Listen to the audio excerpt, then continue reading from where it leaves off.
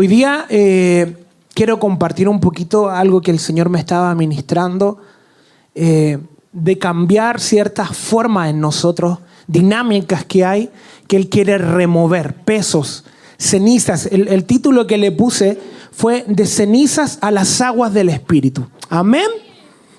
Y es bien interesante, quiero dar algunos datos curiosos con respecto a el luto en la Biblia. En los tiempos bíblicos el luto no era solo un sentimiento interno, ¿verdad? No era solo ponerme triste porque alguien falleció, sino una manifestación pública. Por eso van a ver muchas veces en la Biblia que gente se vestía de cilicio.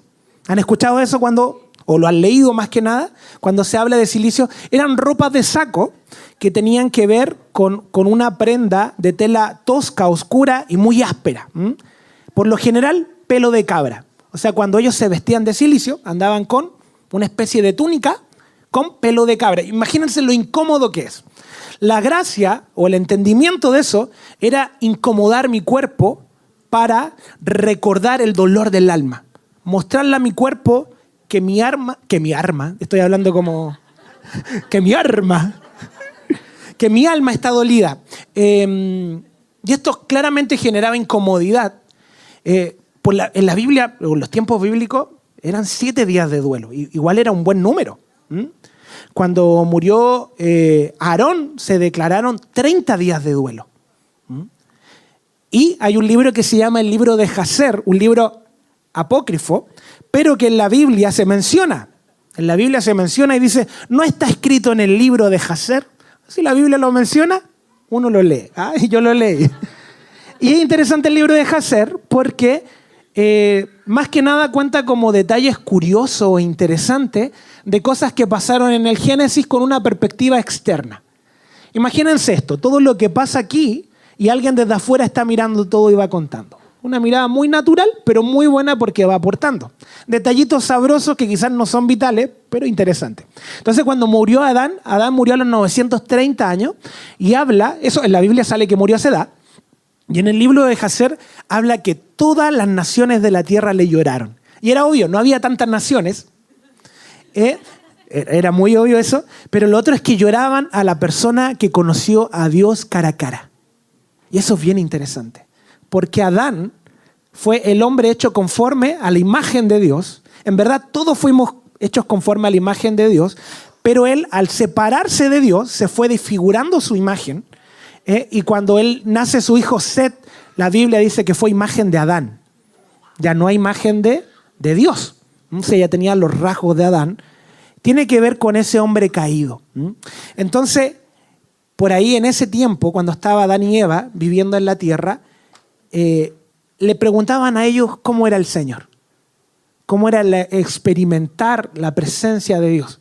Cómo era el huerto del Edén. Entonces Adán le enseñaba a la gente en ese tiempo cómo funcionaba el Edén y cómo era el Señor. Entonces fue bien interesante de que cuando muere Adán hay un luto masivo, internacional y mundial.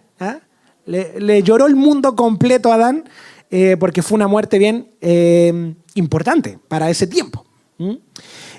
Otra área que sale en la Biblia cuando se habla de ropas o ropajes de muerte o de velo, tiene que ver con el rasgar vestidura. ¿Se acuerdan? Eso cuando dice rasgó vestidura.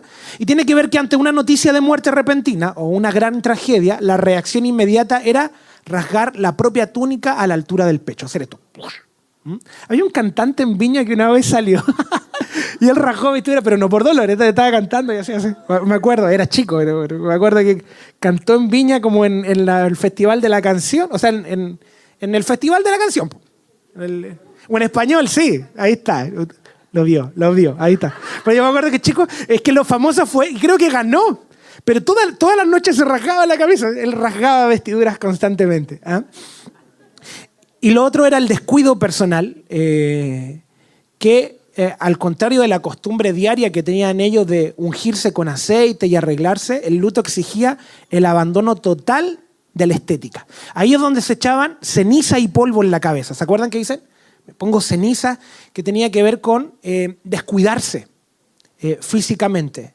Habían ayunos de perfume incluso. Por ahí vamos a ver, sí, en la Biblia cómo gente ayuna perfume. Ustedes, por favor, no ayunen perfume. Eso, estamos hablando de tiempos antiguos. Hoy día ocupemos desodorante y perfumes. ¿Ah? Está bueno, está lindo. Pero aplicaban esas dinámicas para mostrar esa actitud externa de que estaban en tiempos de luto. Hoy día esa dinámica se da en el espíritu. Hoy día esa dinámica, muchas veces tenemos cenizas sobre nuestras cabezas a nivel espiritual. Por fuera nos vemos bien, normales, pero en el espíritu muchas veces caminamos con una actitud, con un desgano, con un corazón apagado, como si viviésemos creyendo en alguien que no resucitó. Y yo sé que el Señor quiere remover esos mantos. Marzo es un mes pesado en general. Y se ponen muchos mantos de angustia, de agobio, de depresión. Y estoy hablando de cosas tan naturales, pero que afectan en el espíritu. Como el pagar cuentas, el colegio, cosas que hay que hacer, cosas que hay que retomar y que vienen a generar un peso y a veces se levantan otras cosas externas. Enfermedades, situaciones en la familia. Y hemos estado hablando, ¿se acuerdan de Nehemías? De cómo es la reconstrucción de los muros. Pero saben que Esdras hace una labor bien importante, que es reconstruir los muros internos del corazón. ¿Se acuerdan que Nehemías combatió con 3 personas, verdad? Tobías, Sanbalat y Gesem, el árabe. Ah, el árabe. Me gusta, con el Juanito siempre cuando jugamos ping-pong estamos Gesem, el árabe. Lo invocamos. Nehemías, perdón. Nehemías combatió con ellos para poder edificar los muros, y en eso estamos. Pero Esdras separó las puertas de las aguas para poder edificar lo interno. Él leyó la ley. O sea, fue una edificación en ambos parámetros, externas con un Nehemías e internas con un Esdras, que viene a sacar mantos de Babilonia sobre la generación que iba a entrar a Jerusalén.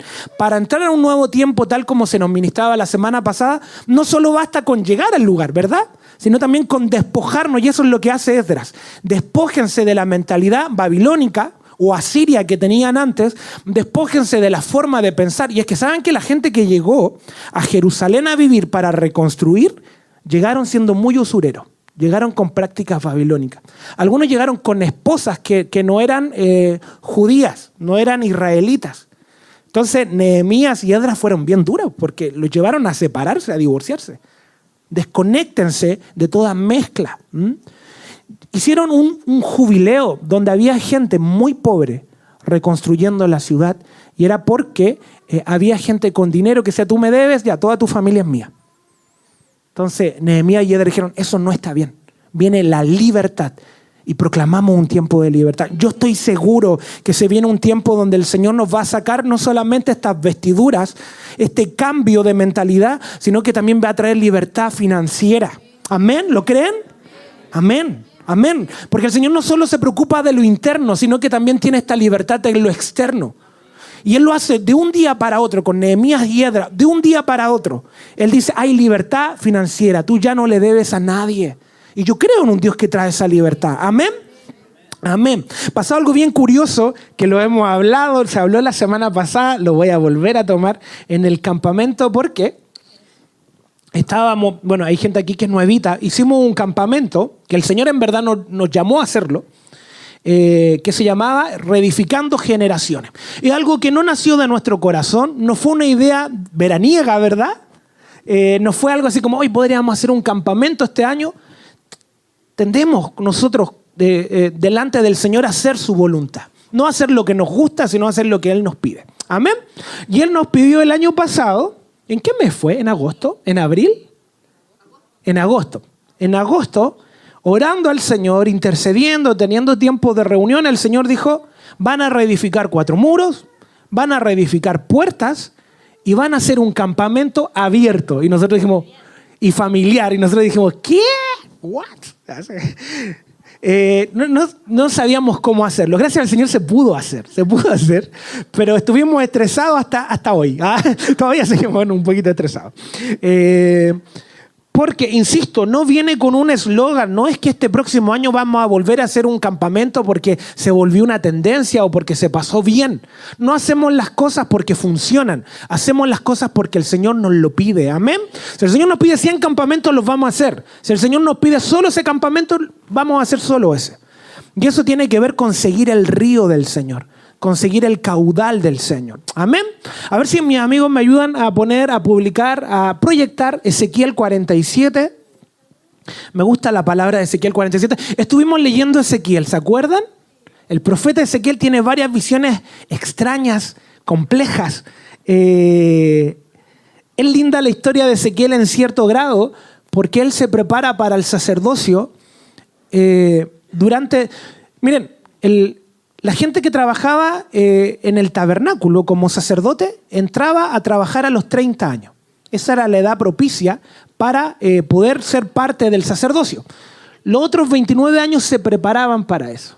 Sucede que Ezequiel, cuando va a cumplir 30 años, llega al imperio de Babilonia y se lo lleva. Y no alcanzó a ejercer. Imagínense, toda la vida preparándose para una encomienda del Señor y se lo llevan. Pero el Señor tenía preparado un sacerdocio más alto, una profecía más alta. Y esto es lo que recibe él estando en Babilonia. Y esto fue muy... ¡puah! ¿Saben por qué? Porque para nosotros es normal recibir del Señor en cualquier lugar, ¿verdad? Pero para los judíos y los israelitas solo se recibía del Señor en el templo.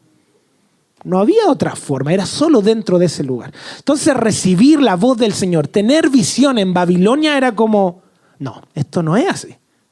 Y sí, Ezequiel recibe en Babilonia esta visión. Dice, después me hizo volver a la entrada del templo y aquí brotaban aguas debajo del umbral del templo hacia el oriente, porque la fachada del templo daba hacia el oriente y las aguas descendían de debajo del lado derecho del templo al sur del altar.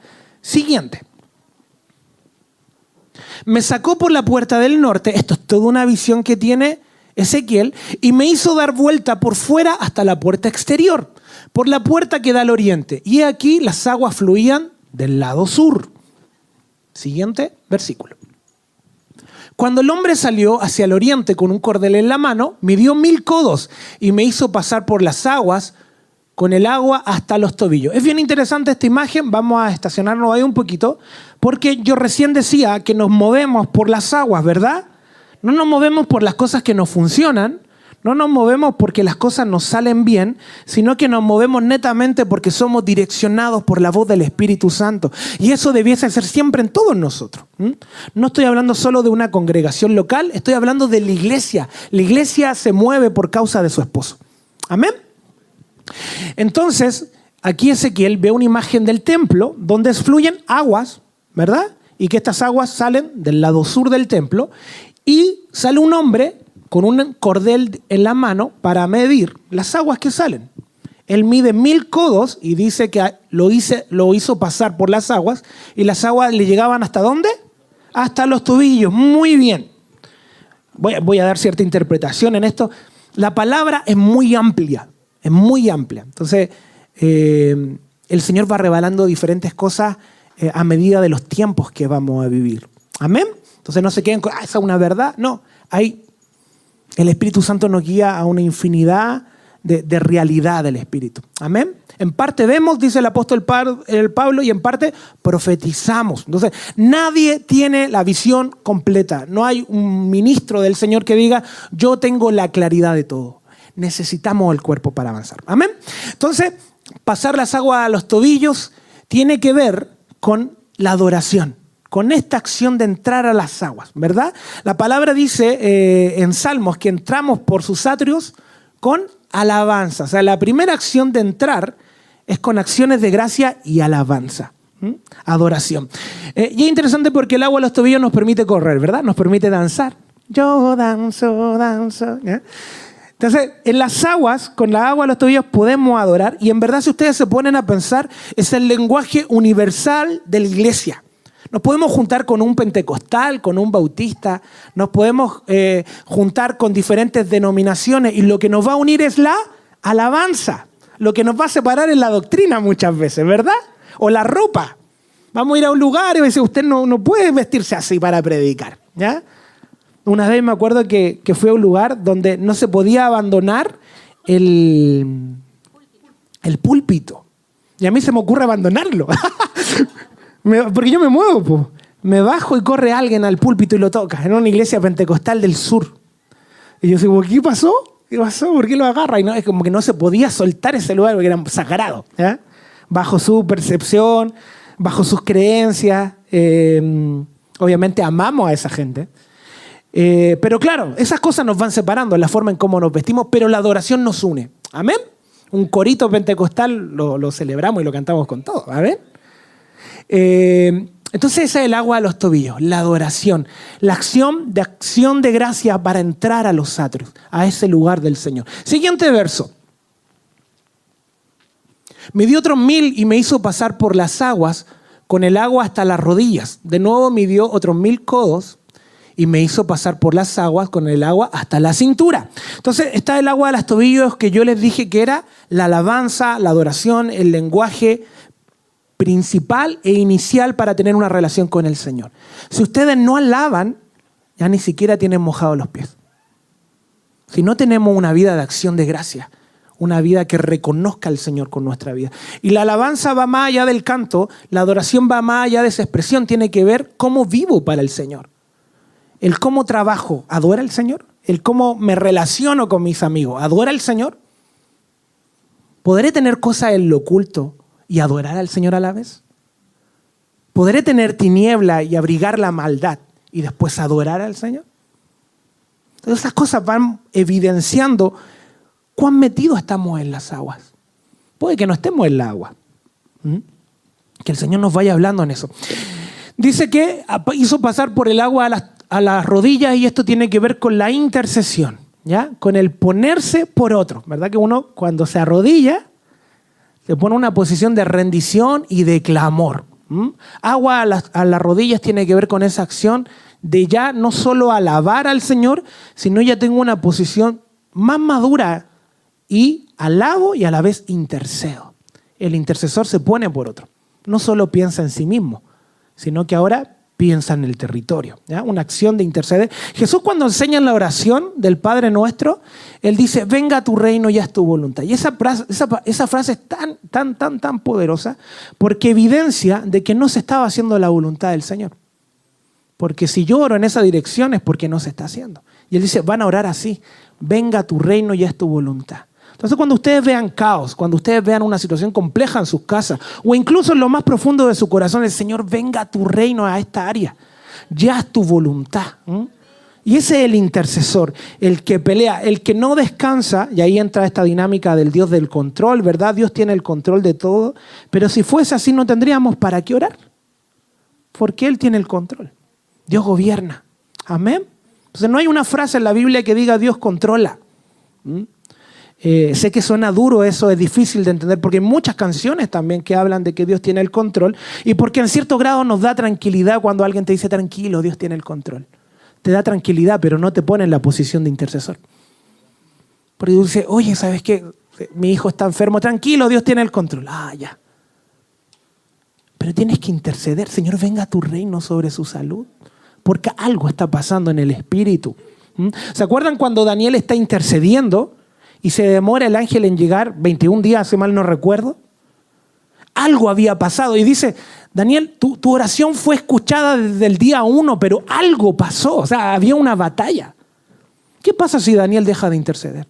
No me escuchó el Señor, no, ya, Dios tiene el control. O sea, la intercesión es la que arrebata, la que pelea hasta ver la victoria del Señor. Los intercesores pelean hasta ver el reino de Dios manifestado en la tierra. Y ese era el corazón de Jesús. Él es el máximo intercesor. Él entrega su vida donde se lleva cautiva la cautividad. Trae libertad a los que estaban cautivos y le da dones a los hombres. Amén. El tercer punto dice que agua hasta la cintura. Y esto tiene que ver con una acción de misiones, de fuerza. A la cintura, lomos, algo que tiene fuerza, ¿verdad? Ya no es solo intercesión, no es solo adoración, sino que una vida que ya mira a la iglesia, que busca moverse en misiones, que busca dar su vida. O sea, alguien que dice, yo voy a dar la vida por el Señor. Es quien se mete con el agua hasta aquí, hasta la espalda, hasta los muslos, hasta la fuerza. El avance, vamos a avanzar con todo en el Señor, hasta la cintura. Siguiente versículo. Y me dio otros 1000 y ya era un río que yo no podía vadear, porque las aguas habían crecido, aguas que tenían que pasarse, a nado, un río que no se podía vadear. Y aquí ya habla de la libertad del Espíritu Santo, donde somos guiados en su plenitud. Donde decimos, Señor, yo te pertenezco a ti, y si tenemos que hacer un campamento, como les decía adelante, lo vamos a hacer. Y si no tenemos que hacerlo, no lo vamos a hacer. Y si tenemos que dar nuestra vida, la vamos a dar. Y si no, la vamos a guardar. Pero vamos a hacer tu voluntad y no la nuestra. Ahí se pierde todo control de nuestra vida porque las aguas son las que nos conducen. Siguiente versículo. Está hablando del río de Dios, de personas dentro. Entonces me dijo, ¿has visto, hijo de hombre? Me llevó y me hizo volver a la orilla del río. Ezequiel vuelve, me imagino que todo mojado, a la orilla del río. Siguiente verso. Y cuando volví, he aquí en la orilla del río había muchísimos árboles, uno al lado de otro. La palabra habla de que los árboles son los hijos, ¿verdad? En Salmo 1 dice que somos árboles plantados junto a corrientes de agua, que nuestra hoja no marchita y damos fruto a su tiempo, ¿verdad? Estos son los que meditan en la ley del Señor. Siguiente verso. Entonces había muchísimos árboles y me dijo, estas aguas salen hacia la región oriental y descienden al Arabá, luego siguen hacia el mar y desembocan en el mar. Entonces las aguas del mar quedan purificadas. El río del Señor viene a purificar el mar, viene a sanar el mar. Y eso tiene que ver con el mundo. El planeta Tierra debiera llamarse planeta agua, porque tenemos más agua que tierra, ¿ya? Entonces, imagínense que esto desemboca donde toca todo. Siguiente verso. Y sucederá que donde quiera que pase el río, ojo, y es el río del Espíritu Santo, todo ser viviente que en él se mueve, vivirá. Son aguas de resurrección. Son aguas de resurrección. O sea, dice que todo ser viviente que en él se mueve va a vivir. Y es extraño porque un ser viviente en sí ya vive. Está hablando de que hay algo muerto en ellos y que estas aguas vienen a traer resurrección. Y habrá muchísimos peces porque estas aguas van allá y las otras son purificadas. Así vivirá todo por donde pase el río. Siguiente verso. Y junto a él se pararán los pescadores desde Engadí hasta en Eglaim. Habrá un lugar para tender las redes. Sus peces serán según sus especies, como los peces del mar grande, numerosísimos. Es interesante los pescadores, porque los pescadores no están en el agua. ¿Están dónde? En un bote, o en un barco, no sé. No están tocando el agua. Y decía que todo lo que toca el agua va a vivir, ¿verdad? ¿Y los peces los pescadores están tocando el agua? No, porque están sobre un bote. Entonces, uno podría pensar que es una figura buena, porque el Señor incluso a Pedro le dice que él va a ser pescador de hombres, ¿verdad? Siguiente verso. Y dice que van a tomar los peces del mar estos pescadores. Dice, pero sus pantanos, y está hablando de los pescadores, y marismas no serán purificados. Y esto es bien interesante. Porque uno dice, bueno, están pescando. ¿Quiénes son estos? Son los que toman de la iglesia y se aprovechan. Los que sacan beneficios del reino, pero no desean participar de las aguas. Los que toman de los peces y se hacen ricos a causa de eso. Sus pantanos, que está hablando de sus familias, y marismas no serán purificados y serán dejados para salinas. Salinas es un lugar donde se produce sal, ¿verdad? El Señor habla de que somos luz y sal y podría parecer también que es bueno. Pero cuando habla de que somos luz y sal tiene que ver con esta acción de juicio. ¿Se acuerdan cuando el Señor viene a Sodoma y Gomorra y trae liberación a ese lugar y le dice a Lot y a su familia que salgan? La esposa de Lot voltea y ¿en qué se convierte? En una estatua de sal, porque la sal representa el juicio. Ella cuando miró el juicio y Dios dijo no lo miren, ella miró el juicio, se convirtió en juicios. Entonces lo que está diciendo aquí el profeta y el Señor en esta visión es que la gente que no vive el reino, pero hace como que vive el reino y se aprovecha de eso. Y no sigue las aguas, sino que simplemente tiene el control de su vida, porque el que tiene el barco no es dirigido a través de las aguas. Él puede ir en contra de las aguas, ¿verdad? Porque tienen motores o tienen remos, o sea, pueden ir en contra de la corriente. Está diciendo que el que no se sumerge en la voluntad del Señor, sino que simplemente toma los beneficios de las aguas, va a terminar en salina, que tiene que ver en juicio. Sus vidas, sus casas, sus pantanos, sus marismas van a terminar en salina. Y eso es durísimo. Siguiente verso. Junto al río en su orilla, a uno y a otro lado crecerán toda clase de árboles que den frutos para comer. Sus hojas no se marchitan ni faltará su fruto. Estos, ¿quiénes son? Es la iglesia que permanece, que da fruto. Hay iglesias que son misioneras y van a dar misiones toda la vida. Claro, no van a seguir el río del Señor, pero sí van a nutrirse de él y van a estar dando fruto constantemente. Fruto de misiones, por ejemplo. Otras iglesias de evangelismo, otras iglesias de, no sé, de ayuda a los niños, no sé, hay iglesias que son literalmente hogares. Que esa es la reunión, tener niños, o sea, y eso es poderoso. Y claro, no le podemos pedir que hagan un campamento, por ejemplo, porque ellos están enfocados en la niñez, levantando generaciones. Entonces son estos árboles, que crece toda clase de árboles, árboles de evangelismo, árboles de misiones, árboles que levantan colegios, árboles que levantan ayuda social. Es re lindo eso. Y sus hojas no se marchitan ni faltará su fruto. El Señor se encarga de rociar también a la gente fiel. Cada mes dará su fruto porque sus aguas fluyen desde el santuario. Su fruto será para comer y sus hojas para sanar. Y no me digan si esos ministerios no sanan generaciones. Los que se mantienen puros y dicen... Yo me acuerdo hace años atrás conocí a un pastor que su iglesia era rescatar gente de la drogadicción. Un pastor simplecito.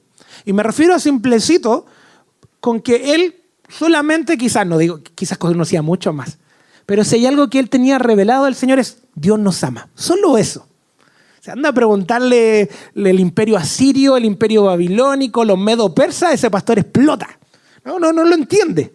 Pero él entendía que Dios lo amó y lo rescató y producto de eso él tenía que amar y rescatar a muchos. Y solo el amor traía libertad. ¿Cuántos jóvenes? Yo me acuerdo que jugué con esos jóvenes al ping-pong. Ahí está el Juanito. ¡Ah! Rescatado, aquí está con nosotros. No, amigo, es una broma, ¿no? No, pero de verdad jugué con él. Y él le hacía completito. Y estos jóvenes que estaban libres de drogadicción decían, no, el pastor es lo mejor que tenemos. E insisto, él no iba a dar una palabra en profundidad. Él simplemente evidenciaba el amor del Señor. Es ese, el árbol, donde sus hojas no se marchitan ni falta fruto. Había fruto en ese lugar. Veía el Espíritu del Señor de diferentes formas. El Señor se mueve de diferentes formas sobre nuestra vida. Amén. Y dice, su fruto será para comer y sus hojas para sanar. Y yo veía a esos jóvenes sanos, producto del amor del Señor a través de este pastor y de su esposa, de su casa. Siguiente verso. Así dice el Señor Dios, estos serán los límites según los cuales repartiréis la tierra por heredad. Y ahí entramos a otro tema. Bueno, nos quedamos con eso, de cómo debemos ser movidos por el río del Señor. Cada quien tiene un diseño. Lo importante es estar en las aguas. Si no estamos en las aguas, podemos ser ese árbol que toma de las aguas, como estos árboles frutales, que dan fruto todos los meses. Pero ¿qué pasa cuando las aguas del Señor no llegan a nuestra vida? Y lo que estaba hablando del campamento, que les decía que iba a retomar esa historia, tenía que ver con Sergio. Voy a citar de nuevo a Sergio, a Sergito. ¿Dónde está Sergio? Allá atrás. Ahí levantó la mano Sergio. Bueno, lo que sucedió con Sergio... Sergio, usted es arquitecto, ¿cierto? Sí. Miren lo interesante, porque habíamos hablado semanas antes del campamento de que el Señor nos iba a llevar allá y que íbamos a hacer parábola de la nación. Amén. Ser parábola tiene que ver con que vamos a vivir cosas que el Señor quiere que pasen en la nación. Cuando Dios nos dice que somos puerta para que entre el Rey de Gloria, eso es literal. Somos puertas para que el Señor venga. Si abrimos nuestro corazón, el Señor entra a la nación. Si cerramos nuestro corazón, el Señor no entra a la nación.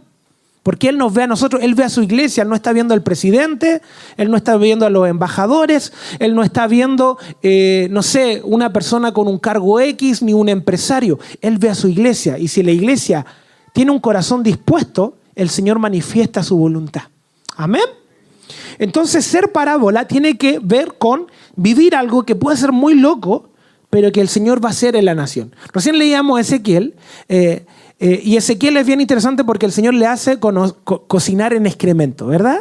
Qué asqueroso. Y Ezequiel le reclama y le dice excremento humano. ¿Ya?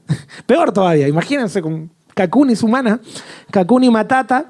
Y el Señor, y él le dice este reclamo al Señor, le dice, Señor, mira, te estoy haciendo caso en todo. Pero yo me he guardado toda la vida de no comer los alimentos contaminados. Él no comía cerdo, él no comía cosas extrañas.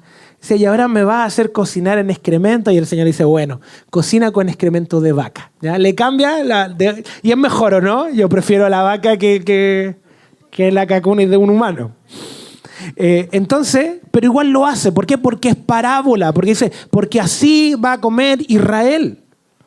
Él tuvo que dormir de un lado tantos días, después de otro lado tantos días, porque representaba el juicio de Israel y el juicio de Judá. También el Señor se lleva a su esposa. Y eso ya es muy duro. Porque el comer cocinando con estiércol llega a sonar hasta gracioso. El dormir de un lado por otro también. Pero el que se lleva a tu esposa, eso es durísimo. Ahora cualquiera en este tiempo diría, se llevó a su esposa, Ezequiel está en pecado. Y no entendemos que él era la imagen de Israel representando. Dijo, me voy a llevar el deleite de tus ojos, porque iban a destruir el templo. Cuando se destruye el templo por Nabucodonosor, muere la esposa a la vez de Ezequiel. Y él le pide, y no va a mostrar luto. Esa es la acción que le pide el Señor a Ezequiel. Es durísimo el ser parábola. ¿Cuántos quieren ser parábola? El vivir los planes del Señor. Porque el Señor todo lo manifiesta con esas parábolas. Porque es necesario la representación para la ejecución. Por eso el sacrificio de Jesús fue real. Tenía que ser una parábola viviente. Él tenía que morir en la cruz. No era simplemente un sacrificio espiritual. No era una convicción así como, sí, yo estoy dispuesto a morir. Muy bien, ¿estás dispuesto? Ya, listo. No, era, tienes que ir a la cruz. ¿Se acuerdan que Jesús dice, si de ti es posible, pasa de mí esta copa, pero que se haga tu voluntad y no la mía? El Señor dice, tienes que pasar por esto. Tienes que beber la copa de la ira. Tienes que beber la copa del pecado. Tienes que sufrir. Te tiene que doler. A Jesús le dolió. No es que vino el Señor y lo anestesió. No hubo trampa entre medio. Él vivió la realidad. Entonces dijimos que el Señor nos iba a llevar al campamento y que íbamos a hacer parábola de la nación, ¿verdad? Para la reedificación. Y cuando hablamos de Nehemías y hablamos de reedificación, ¿quiénes son los que tienen el plano de una reedificación? Un arquitecto. Sergio, ¿por qué estudió arquitectura? Entonces el Señor se tomó de un arquitecto literal. Alguien que trabaja con plano, alguien que trabaja con diseño, alguien que trabaja con obras. Y en esta reedificando generaciones dijo, le va a pasar esto. O la muerte quiso tocar su corazón. Pero el Señor trajo resurrección. Y eso es lo poderoso del Señor. Y es interesante porque la persona que lo reanima le dice Pablo, ¿verdad? ¿Te dice Pablo, Sergio? Y Pablo es el perito arquitecto. Lo levanta como un perito arquitecto. No solo como un Sergio que es arquitecto, sino como un Pablo. Que resucita, que se levanta también, que deja de ser Saulo para ser un hombre de visión. Que su nombre significa pequeño, pero que hace grandes cosas en el Señor. Y eso es literal, es parábola de lo que el Señor está haciendo sobre nosotros. O sea, hay cosas muy específicas que el Señor tiene con Sergio y por algo lo hizo. Pero a la vez también con la congregación. Por algo es parte de nosotros. Javier ministró allá de las puertas de Antofagasta, me acuerdo un día. Y mostró 3 lugares. Y Sergio viene de Antofagasta y él también es una puerta. En ese momento se rompe eso.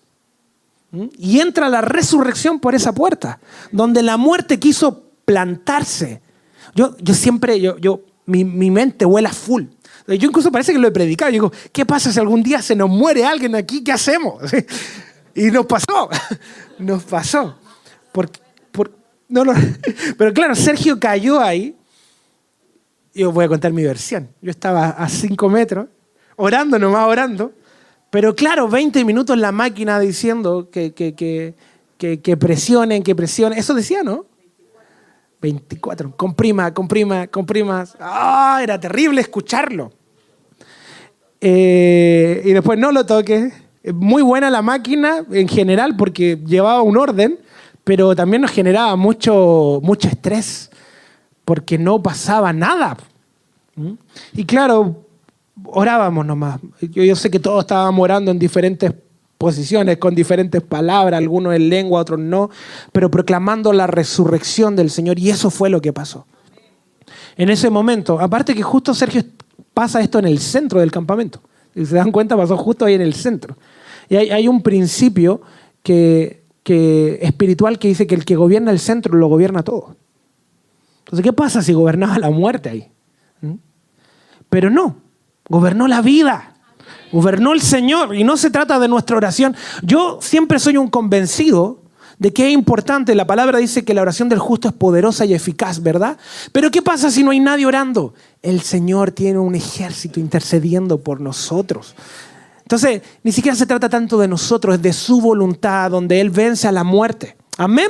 Entonces se levanta este arquitecto, se levanta Sergio, se levanta Pablo, y viene esta acción de vida sobre nosotros. Y como les decía y les hablaba en el inicio, el Señor quiere remover todo manto del luto en nuestra vida. Esta acción de resurrección viene a impactar nuestra vida para remover toda vestimenta, toda dinámica de ceniza sobre nuestras cabezas. Y quizás ustedes van a decir, pero es que a mí no se me ha muerto nadie. Pero hay un desazón apagado en el corazón, manifestado ahí, apagando la voluntad del Señor, que no nos permite disfrutar de su presencia, que no nos permite andar en su voluntad. Vamos a ir a Lucas 24, vamos a leer del 13 al 35. Lucas 24, del 13 al 35. Entonces, como les decía, hay vestiduras del Espíritu que cada uno de los que estamos acá las tiene puestas, ¿verdad? Cuando se habla de Adán y Eva, de que estaban desnudos en el huerto, era literal, ellos no usaban ropa, ¿ya?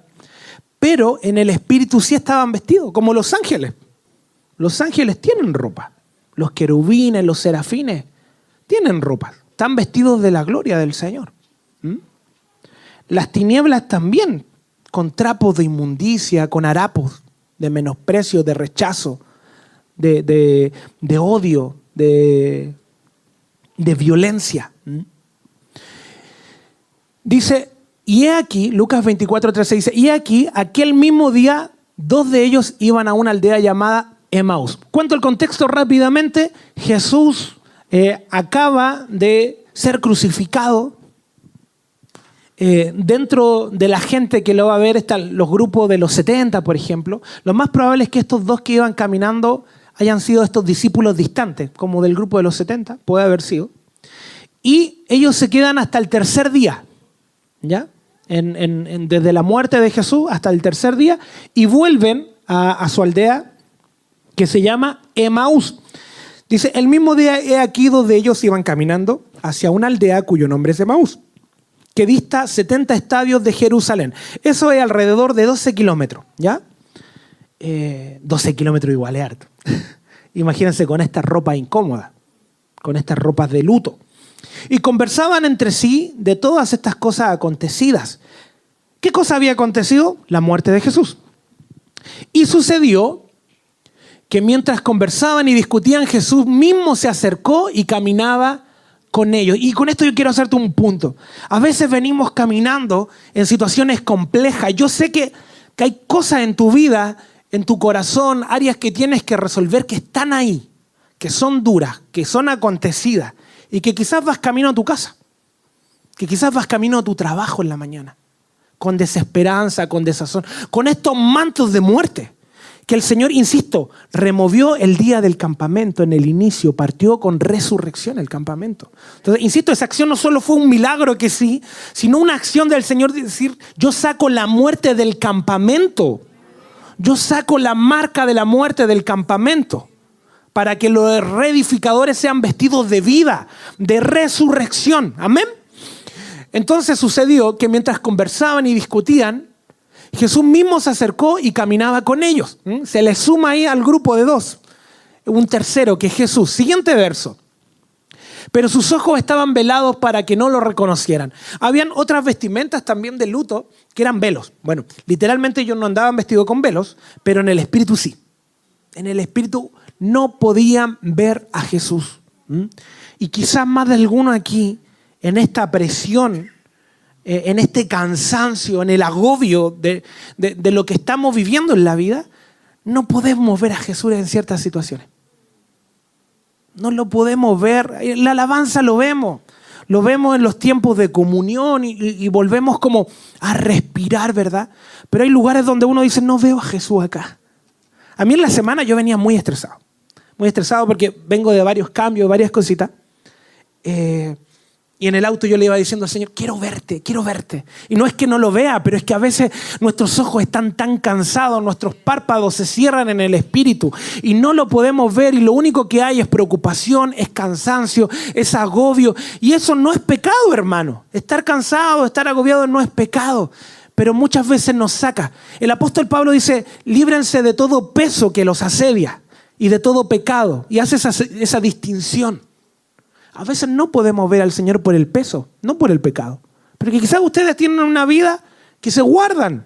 Quizás más de alguno aquí dice, bueno, yo no ando con grandes cosas, con grandes problemas.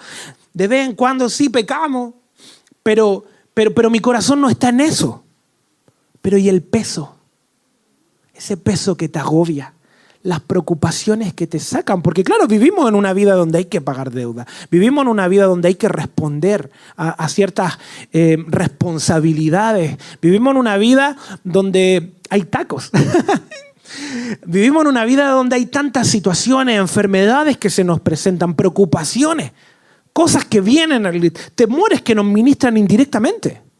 Quizás más de alguno, volviendo al ejemplo de Sergio, cuando lo vio así, vino un temor después también de decir, chuta, ¿y si me pasa eso? Y es normal, porque estábamos viendo una situación que quizás no es tan agradable de ver, ¿verdad? Entonces, no fuimos hechos para ver lo malo. Por eso nos da cosa ver carne abierta, por ejemplo. Al que le gusta ver carne abierta, que el Señor reprenda al diablo. No, porque el corazón se va...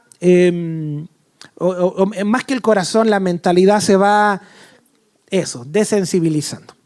Entonces, claro, vamos a ver un doctor que va a abrir así, va a sacar el páncreas, no sé lo que hay ahí, pum, para allá, y le va a dar lo mismo, entre comillas, porque está acostumbrado a verlo. Pero en un inicio a todos nos da cosa porque no estamos hechos para ver carne abierta, no estamos hechos para ver lo malo. Es por eso que la Biblia no es un manual de demonios. No se encarga de describir a Satanás.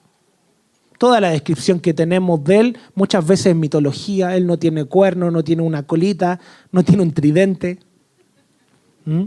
Entonces, toda esa descripción de lo malo, y es por eso que las películas de terror no son buenas, porque no fuimos hechos para ver lo malo. Porque lo malo nos ministra el corazón muchas veces y genera temor. Entonces, nos pasa que viene ese agobio en el corazón y viene ese peso. Y eso vela nuestros ojos y no podemos ver a Jesús. No podemos ver a Jesús en el trajín del día a día. Siguiente verso. Y él les dijo, ¿qué discusiones son estas que tenéis entre vosotros mientras vayan andando? Porque viste que cuando uno siempre va andando, va hablando de las situaciones. Yo con mi esposa cuando vamos en el auto vamos hablando, hay que resolver esto, hay que pagar esto. Como 20 sueños así. Y tenemos que comprar esto, sí, pero el otro mes. Y esto también. El próximo mes. Y el otro, el 7º mes. Tengo una lista de cosas que comprar, así como que sí, en 20 años plazo. O sea, entonces uno va planificando y el Señor se mete en la conversación y el Señor quiere meterse en esas conversaciones. El Señor quiere introducirse. Él no solo le interesa el reino, Él le interesa tu vida. De tal manera amó Dios al mundo que dio a su Hijo. Por ti. Le interesa tu corazón, le interesan tus preocupaciones. Él cuando creó esta mañana el cielo y lo pudiste ver y contemplarlo, es un regalo del Señor para nosotros, ¿verdad? Yo vi el cielo y dije, ¡oh, qué lindo, ¿verdad? Vimos el cielo y dijimos, oh, qué hermoso. Es el Señor pintando una obra maestra, mejor que cualquier fondo de pantalla para alegrar tu corazón. Él nos ministra a través de la creación. Él nos ministra a través de las cosas. Pero a veces estamos tan cegados que no logramos ver un poco más allá. Entonces, él se mete en esta discusión y dice, ¿qué discusiones son estas que tenéis entre vosotros mientras vais andando? Y ellos se detuvieron con semblante triste. Miren, se paran con el semblante triste y responden. Siguiente versículo. Respondió uno de ellos llamado Cleofás. Aquí, entre los dos que van camino a Emaús, solo se nombra a Cleofás. Por ahí dicen algunos estudiosos que la otra persona podría haber sido el mismo Lucas. Igual es interesante si hubiera sido el mismo Lucas. Y por ahí también se piensa que simplemente no se nombró por un tema de que si el nombre se repetía, alguien podría decir, fui yo, no sé, una cosa así. Como que esas son las dos versiones que hay dentro de ese texto. Pero bueno, habló Cleofás y le dijo, ¿eres tú el único visitante de Jerusalén que no sabe las cosas que en ella han acontecido estos días? O sea, esta persona a veces pensamos que el Señor no sabe lo que nos está pasando. Siguiente verso. Entonces él les dijo, ¿qué cosas? Y ellos dijeron las referentes a Jesús el Nazareno, que fue un profeta poderoso en obra y en palabra delante de Dios y de todo el pueblo. Siguiente verso. Y como los principales sacerdotes y nuestros gobernantes le entregaron a sentencia de muerte, le crucificaron. Siguiente verso. Pero nosotros esperábamos que Él era el que iba a redimir a Israel. Estaba la esperanza, la expectativa en el Señor. Todos tenemos expectativa en el Señor, amén. Por algo estamos acá. Todos confiamos en el Señor. Bendito el que confía en el Señor, dice la palabra. Dice que será como el monte de Sión, que no se mueve, sino que permanece para siempre. Y dice que seremos como Jerusalén, que a pesar de estar, que está rodeada de montes, así el Señor también nos rodea. Esta es la promesa para los que confían en el Señor. Confía en el Señor y Él hará. Mira, yo quiero mencionar esto a tu alma. Confía en el Señor y Él hará. Confía en el Señor y Él hará. Confía en el Señor y Él hará. Amén. Nuestra confianza está en Él. Amén.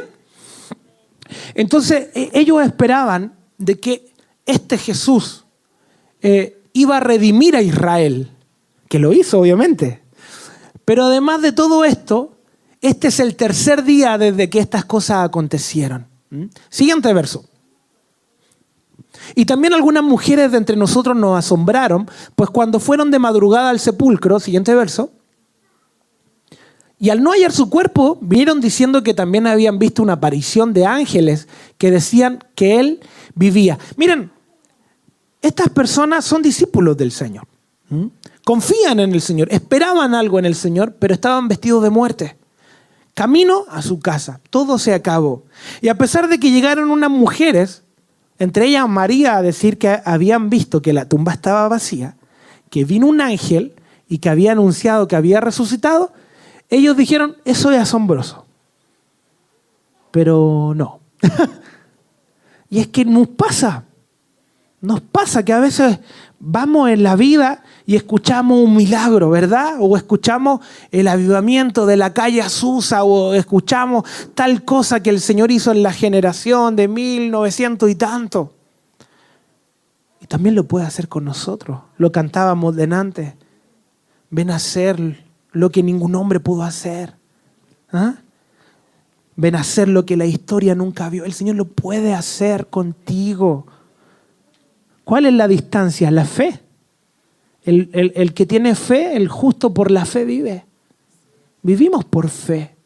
Si eres justo, vas a vivir por fe. Entonces, a pesar de la buena noticia, estos hombres no creían. Contexto, en ese tiempo las mujeres, la proclama de las mujeres no importaba. Si ellas eran testigos de algo, no se les tomaba en cuenta. Debía haber un varón entre medio. El testimonio de la mujer era tenido por muy poco. Por eso el ministerio de Jesús fue tan revolucionario, porque Él incluyó a la mujer dentro de su grupo. Y no solo la incluyó, sino que le valida su testimonio en ese momento. El Señor es tan poderoso que se presenta ante mujeres y no ante varones para validar el testimonio. Es decir, yo sí creo lo que tú dices. Por eso a ti te voy a dar el mensaje, el primer mensaje de que resucité.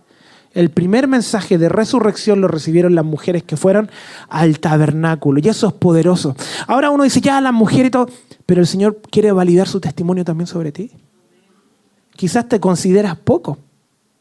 Quizás no te ven mejor que otro. Quizás tu condición no es mejor que la de otro, pero el Señor quiere validar la resurrección en ti. Que la gente vea a Cristo resucitado a través de tu vida. Él quiere validar su testimonio en nuestro corazón. Él quiere remover las ropas de muerte. Estas mujeres lo más probable es que fueron al sepulcro también vestidas de cilicio. Pero el Señor les dice resurrección y ellas cambian sus vestiduras. Se van corriendo a la casa de los discípulos a avisar que Él resucitó. Que hay un camino más alto. Que hay gloria. Entonces esa abundancia en la que el Señor quiere testificar también sobre tu vida. O sea, a veces uno ve ya a la mujer y sí, es una verdad que en ese tiempo no validaban su testimonio, pero quizá hoy día tampoco validan tu voz. Pero el Señor dice, yo sí la valido. Yo a través de ti sí quiero mostrar la resurrección. Pero es que no tengo un título, pero es que no estoy en la mejor posición económica, pero es que no soy tan conocido, pero es que no tengo las palabras, decía Jeremías, es que no sé hablar. El Señor dice, no importa, yo pondré mis palabras en tu boca, yo voy a validar mi testimonio en ti. Solo tienes que tener un corazón dispuesto a estar ahí. Amén. Amén. Siguiente verso. Algunos de los que estaban con nosotros fueron al sepulcro y lo hallaron tal como también las mujeres habían dicho. Aquí más encima comparten el testimonio de las mujeres porque después de eso fueron gente a mirar el sepulcro. Pero a él no le dieron. Y eso era la duda. Sí, estaba vacío el sepulcro, pero él no estaba. Quizás se lo robaron, quizás se lo llevaron, quizás lo escondieron y prefirieron creer en el mal, en el peor mal que en la verdad de la resurrección. A todo esto yo encuentro tan lindo cuando el Señor se aparece. ¿Se acuerdan que Pedro negó a Jesús 3 veces? Después de eso él no se sintió discípulo, porque le falló. A veces nos pasa eso, que fallamos y no nos sentimos dignos. Y él se va a pescar nuevamente. Eso dice la palabra, que él vuelve a las redes. No a las redes sociales, jovencitos. Él vuelve a pescar. Pero ya veía haciendo historias, haciendo notitas instantáneas. Entonces, vuelve a las redes y cuando se le aparece a esta mujer, el ángel, y le anuncia que Jesús resucitó y que ya no está ahí, y no podía tocar a Jesús, obviamente, porque estaba ahí, aún no era glorificado, él le dice, anda y cuéntale a los discípulos, y hay un detalle, porque a mí me gusta leer el detalle de la Biblia, yo me quedo con el detallito siempre, pero le dice a los discípulos y a Pedro. Es muy interesante ese detalle, porque no le agrega y a Pedro porque el Señor lo había sacado de los discípulos. No. Agrega y a Pedro porque el Señor sabía que Pedro le iba a decir, es que yo ya no soy discípulo. Entonces cuando ella llegó a contarle a los discípulos, a decir, Jesús resucitó y está llamando a los discípulos que se junten en tal lado, Pedro dijo, es que yo ya no soy discípulo porque lo negué. Pero si te nombró, o sea, el único que lo nombró. Y claro, después en Hechos 2 vamos a ver a Pedro predicando de los primeros, ahí sacando la voz. Me nombró, así que déjenme a mí. Pero esos son los detalles que tiene el Señor. Porque Él sabe cómo vamos a reaccionar y antecede. Él se pone delante y nos nombra por nuestro nombre. A pesar de nuestro error, a pesar de negarlo con nuestra vida muchas veces. A pesar de negarlo por la falta de fe. Él así todo te llama. Y te llama por tu nombre. Y te considera. Amén. Siguiente verso. Entonces Jesús le dijo, oh insensato y tardos de corazón para creer todo lo que los profetas han dicho. Siguiente verso. ¿No era necesario que el Cristo padeciera todas estas cosas y entrara en su gloria? Siguiente verso. Y comenzando por Moisés y continuando con todos los profetas, les explicó lo referente a él en todas las escrituras. Siguiente verso. Se acercaron a la aldea a donde iban, o sea, llegaron literalmente a Emaús, con estas ropas de cilicio, con ropas de muerte, tristes, hablando con este hombre que por ahí lo animó un poquito, porque le iba contando cosas que habían pasado desde Moisés hasta la época actual, y él hizo como que iba más lejos. Jesús dijo, yo sigo más allá. Siguiente verso. Y ellos le instaron diciendo, quédate con nosotros porque está atardeciendo y el día ya ha declinado. Y entró a quedarse con ellos. Siguiente verso. Y sucedió que al sentarse a la mesa con ellos, tomó el pan y lo bendijo y partiéndolo les dio. ¿Saben qué? Esto es tan interesante porque el invitado no es el encargado de partir el pan. El que es encargado de partir el pan es el anfitrión, ¿verdad? O sea, nadie va a la casa de visita y uno abre la despensa y parte el pan y dice, bueno, comamos su completo. No hacemos eso, ¿verdad? Esperamos que nos atiendan. Pero saben que aquí hay un principio bien potente, que cuando nosotros abrimos una vez más el corazón al Señor, Él pasa de ser invitado a ser anfitrión. Él pasa de sustentar nuestra vida. ¿Se acuerdan la viuda de Sarepta?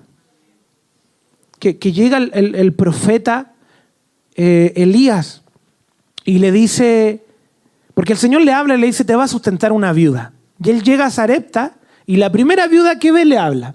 Elías ni siquiera hizo un casting de viuda, porque claro, cualquiera de nosotros uno mira, ¿verdad? Que uno mira y diría, ¿cuál es la viuda que se ve con mejor sustento económico?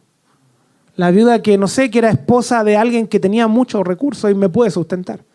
Pero él vio a la primera viuda y dijo ya, ella es. El Señor me envió acá, ella es. Y justamente era la más pobre. Ella va y le dice, me voy a morir con mi hijo, no tenemos qué hacer. Esa es la condición de muchos. Esa es la condición a veces que estamos en nuestra desesperanza, vestidos con mantos de luto, donde decir, yo después de esto no sé qué voy a hacer. Tengo esto simplemente para vivir, tengo esto simplemente para sustentarme, tengo esto solamente para ejecutar la obra del Señor y luego no sé qué más hacer. Y Elías, cuando llega a este lugar, representa al Señor. Los profetas representaban la voz de Dios. Entonces, cuando ella decide, y es interesante, porque Elías le dice, dame a mí primero y luego come tú. Y puede sonar muy machista, pero lo que está haciendo Elías es representando al Señor y diciendo, dame a mí primero y luego te vas a llenar tú.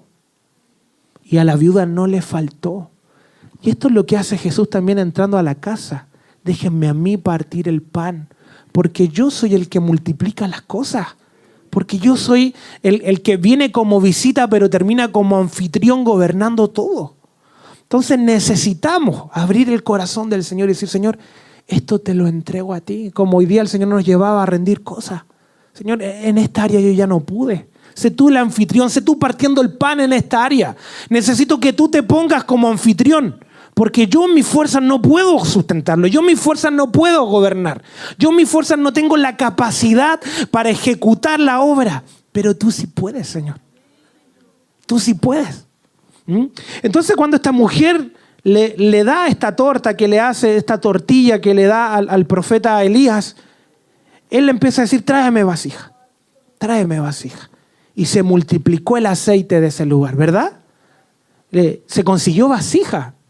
Pidió prestado para llenar el lugar. De ahí salió el aceite Belmont. Ella era viuda Belmont. Un detallito sabroso. No vayan a decir, los jóvenes no vayan a decir, de ahí nació el... No es real, eso es un invento. Pero saben que en la dificultad lo que necesitamos no es abrazar lo que nos queda, es entregarlo al Señor, como la viuda de Sarepta. Es poner esas cosas. Señor, tengo un poco de harina, tengo un poco de aceite. Eso es todo lo que me queda y lo pongo delante de ti. ¿Qué tienes tú? ¿Qué tienes tú hoy día para entregarle al Señor? Y dice, Señor, mira, yo lo pongo delante de ti. Haz tú tu obra, te necesito. Porque estas aguas traen una novedad de vida. No podemos caminar en muerte, no podemos caminar en desilusión. Sí, nos podemos cansar, nos podemos fatigar. El apóstol Pablo incluso lo menciona. Pero dice que esa leve tribulación pasajera no se compara al peso de gloria. Entonces sí, hay momentos en que vamos a estar en tribulación. Cuando a Pablo lo azotaban, él decía, gloria al Señor, porque ahora soy digno del sufrimiento del Hijo.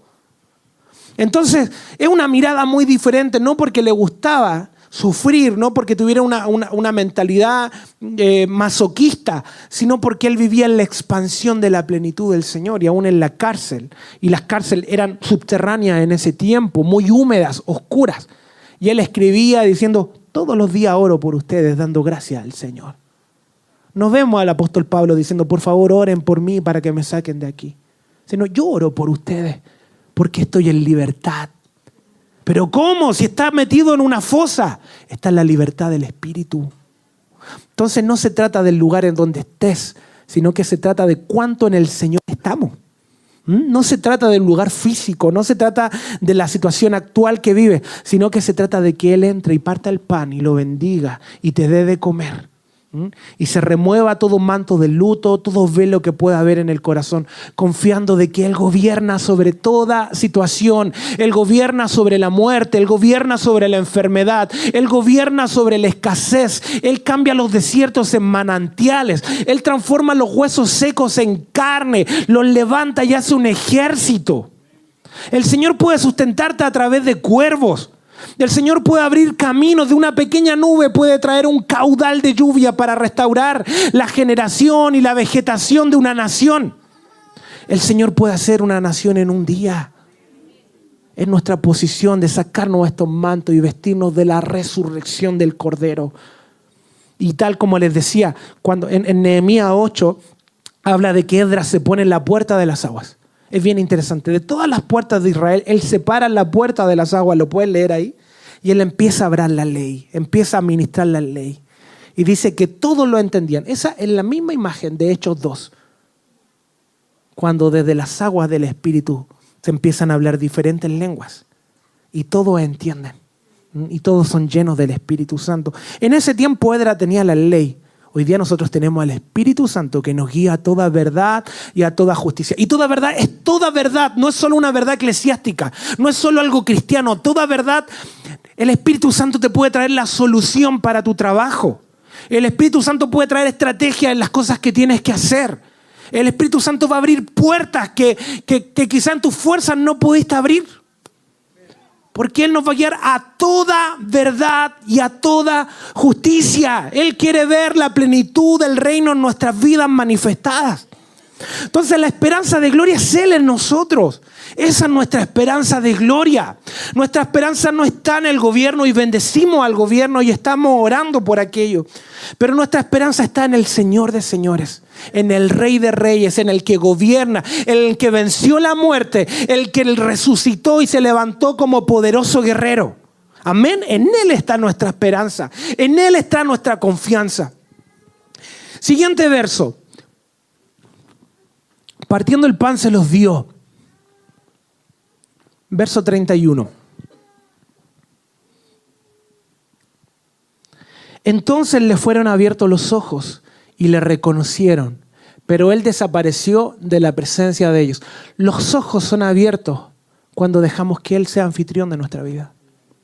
Cuando dejamos que Él parta el pan por nosotros y no nosotros. Cuando soltamos nuestro nivel de anfitrión y decimos, Señor, tú gobierna mi hogar, tú gobierna mi vida, tú reedifica mi corazón, tú reedifica mi matrimonio, porque con mis soluciones ya no funciona, con mis capacidades ya no se da. Tú gobierna mi paternidad, te la entrego, Señor, ayúdame, parte tú el pan en esto. Y ahí caen los velos y podemos ver nuestra verdadera condición. Verso 32, y se dijo el uno al otro, ¿no estaba ardiente nuestro corazón dentro de nosotros cuando nos hablaba en el camino, cuando nos abría la Escritura? Yo lo que les decía, esta semana he estado muy estresado con muchas cosas y yo decía, Señor, quiero verte, pero ardía mi corazón, donde mis ojos se ponían llorosos, porque Él está ahí aunque no lo vemos. Él va de copiloto, Él va ahí adelante, Él va detrás, Él va cubriéndolo aunque no lo veas en esos momentos angustiosos. El Espíritu Santo está con nosotros. Hay una promesa que Él dijo, voy a estar hasta el fin de los días, hasta el fin del mundo. Esa es una verdad, esa es una realidad, no es una mentira, no es algo que yo tenga que hacer algo. Es una promesa de Él. Él no dijo, va a estar contigo hasta el fin del mundo si haces tal y tal cosa. No. Es una promesa del Señor sobre nuestras vidas. En el momento cuando estás angustiado, el Señor viene. Su palabra dice, y el rey David dice, que aún en el Seol su mano baja a sacarnos. A veces nosotros pensamos que Él no podría meter la mano en el lodo, pero si dio su Hijo por amor a nosotros, ¿cuánto más Él se ensucia las manos por sus hijos. ¿Acaso tú no lo harías por los tuyos? Si tu hijo cae en un lugar terrible, ¿no darías tu vida por él? ¿No te levantarías a defenderlo? ¿Cuánto más el Señor? A veces pensamos, tenemos esa mentalidad mística de creer que el Señor solo se mueve en la plenitud de la santidad, y cuando estamos entre medio del lodo, Él nos mete la mano, y sí lo hace. Y sí lo hace por amor. Y sí nos va a sacar de ahí, va a pelear como un poderoso. Verso 33, y levantándose en aquella misma hora regresaron a Jerusalén, porque ya no podían seguir ahí, porque ya no podían seguir en sus mismos asuntos. Y hallaron a los 11 reunidos y a los que estaban con ellos, que decían: realmente el Señor fue resucitado y fue visto por Simón. Ellos entonces contaron lo sucedido en el camino y cómo fue reconocido por ellos al partir el pan. Amén. Amigos, si me pueden ayudar en la administración. El Señor hoy día quiere remover todo manto que vaya en contra de la resurrección, todo manto de luta. Y como decía, y el Señor me hablaba de esto, que en el día 1 del campamento Él se encargó de sacarlo. Ahora nosotros tiene que caer el velo.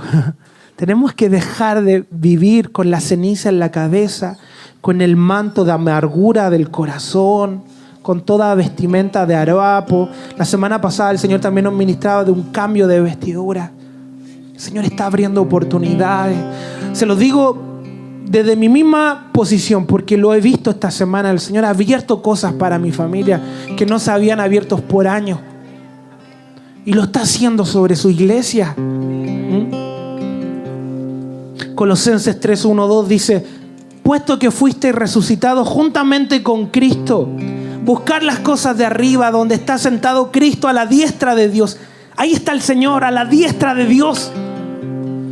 Pensad en las cosas de arriba y no en las de la tierra. Aún hay mantos que están sobre nuestro cerebro de angustia y preocupaciones que debemos ocuparnos. Pero el sobrepensar viene a generar amargura y velo en el corazón, donde no podemos ver al Señor. Y Él quiere que nos desprendamos de esto y que resolvamos esas cosas, pero mirándolo a Él. Él no dice: olvídate de las cosas de la tierra. Él no está diciendo: despreocúpate de tus hijos, de tus asuntos, de tus deudas, de tu trabajo. Él dice: poner la mirada en las cosas de arriba. Hay otra palabra que dice: busca primeramente el reino de Dios y su justicia, y lo demás se añade. El reino de Dios y su justicia es dejar que Él parta el pan, que Él sea el anfitrión de mi vida, que Él entre con autoridad y con propiedad y decir: Señor, no te oculto nada, no te oculto nada de mi corazón. Ven tú a ser el anfitrión, el que conduce mi vida, Espíritu Santo, el que guía, el Espíritu Santo. Esa promesa tiene que ver con el conductor. El que guía es alguien que conduce. Cuando habla de que el Espíritu Santo es guía de toda verdad y de toda justicia, está diciendo que nosotros no somos el que dirige nuestra vida. Es Él el que dirige nuestro corazón y no te va a abandonar. No falla su satélite, no se va a enredar. Planes de bienestar y no de calamidad. Él ha preparado para darnos un futuro y una esperanza. Y esa es una verdad que vivimos, es una verdad que vamos a ver, que vamos a palpar y que vamos a disfrutar.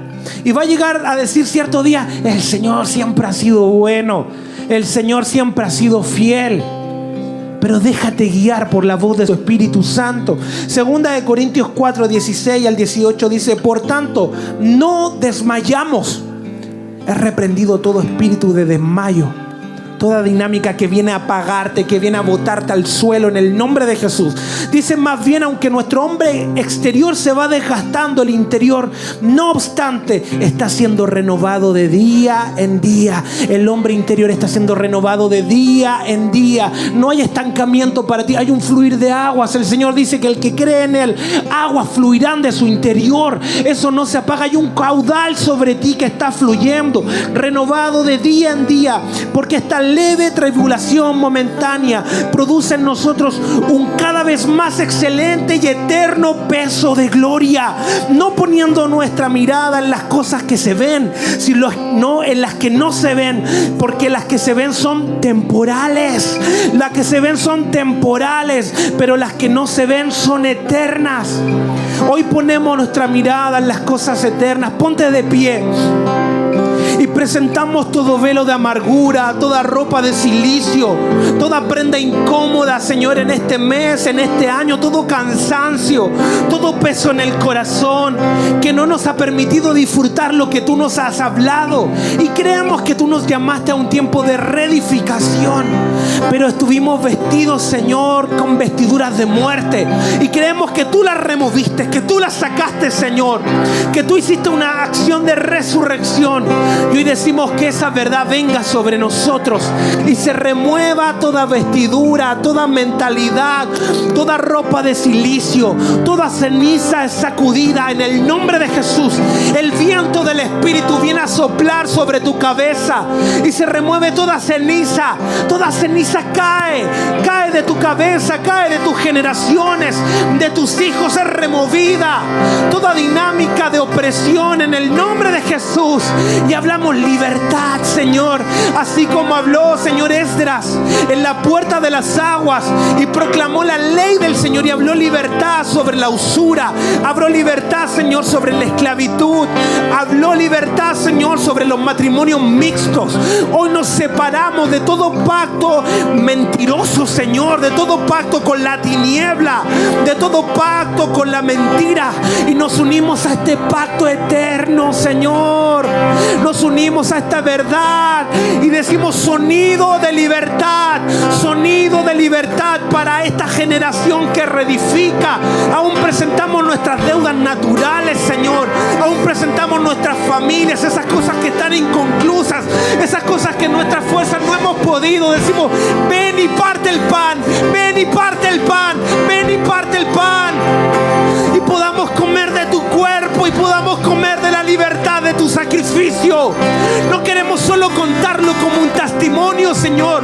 No queremos solo hablarlo como estos hombres camino de Emaús. Queremos que se nos revele ciertamente que tú eres el Señor y que tú no solo estuviste en la cruz, no solo con los discípulos, también estabas con los de camino de Emaús, y también estás con nosotros, Señor, en nuestro camino, en nuestro avance. No nos abandonas, no nos abandonas, no nos abandonas, porque los que confían en el Señor son como el monte de Sión, que permanece, que permanece, que permanece para siempre. Decimos que las muchas aguas no pueden apagar el amor de tu presencia sobre nosotros.